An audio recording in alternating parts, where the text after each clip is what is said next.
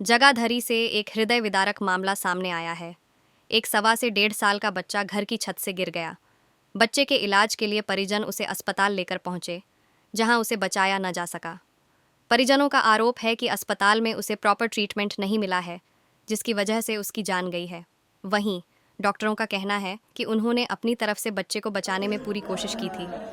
एक कॉल आई थी हमारे को, ये जिंदल अस्पताल में रूपनगर कॉलोनी से एक छोटा बच्चा है, 1.25 साल 1.5 साल का है। वो छत से गिर गया था, उसको ट्रीटमेंट के लिए आया था।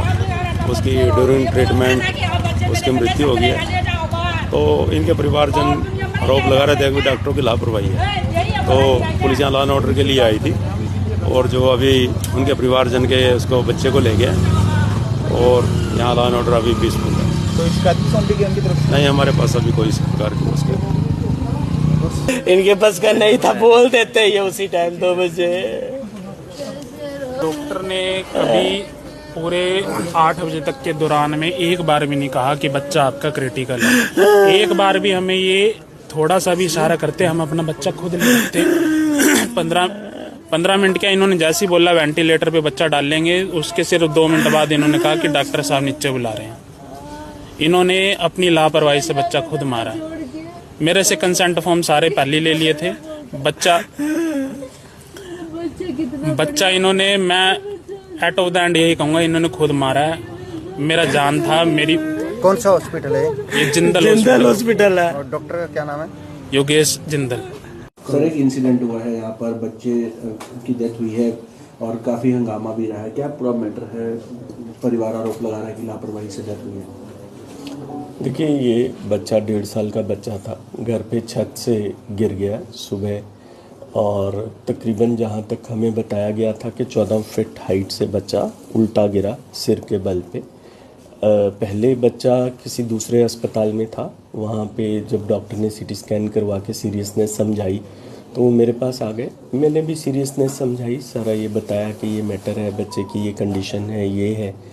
बच्चे भर्ती के टाइम ही काफ़ी सीरियस था, और हमने ये भी बताया था कि 72 घंटे में किसी भी समय बच्चे को कुछ ऊंच नीच हो सकती है।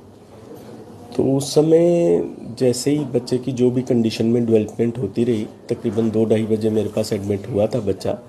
तो शाम के 7 बजे तक परिवार के साथ कम से कम 4 मीटिंग्स हुई, और हर बार उनको अपडेट देते रहे।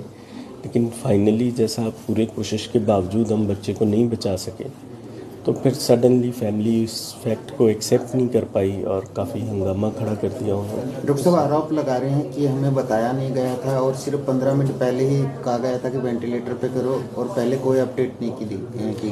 देखिए, एडमिशन के टाइम ही सारी बात समझाई गई थी और बताई भी गई थी और लिखवाई भी गई थी कि ये बच्चा की हालत इतनी सीरियस है, और ये सारी बात समझने के बाद हम बच्चे को यहीं एडमिट करवा रहे हैं।